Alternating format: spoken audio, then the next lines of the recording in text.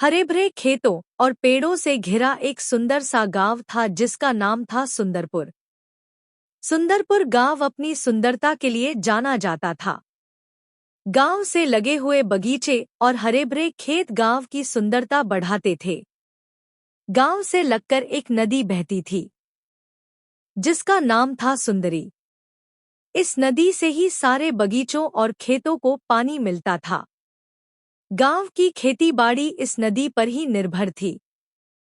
गर्मी का मौसम अपनी चरम सीमा पर था, जिसकी वजह से नदी भी अब सूखने के कगार पर थी। गांव के लोगों को अब बारिश का इंतजार था। गांव में 3 पड़ोसी मोहन, श्याम और रामू रहते थे। मोहन अपनी पत्नी मीरा के साथ रहता था और श्याम और रामू पास के घर में एक साथ रहते थे। गर्मी से परेशान गांव के लोग मोहन, श्याम और रामू भोलू की दुकान पर बैठे बातें कर रहे थे। अरे भाई, इस साल तो गर्मी ने बहुत परेशान कर दिया है।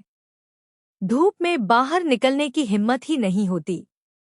हाँ भाई, ऐसी गर्मी में तो खेती करना भी मुश्किल हो जाता है। काम करने का भी मन नहीं करता।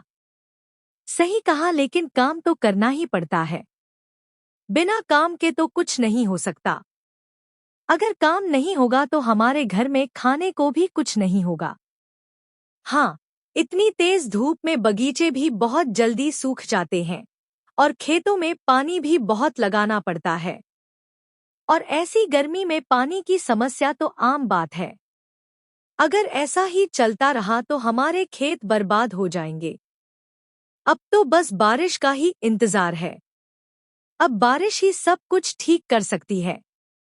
मोहन, श्याम और रामू बारिश के बारे में सोचते हुए अपने घर चले जाते हैं।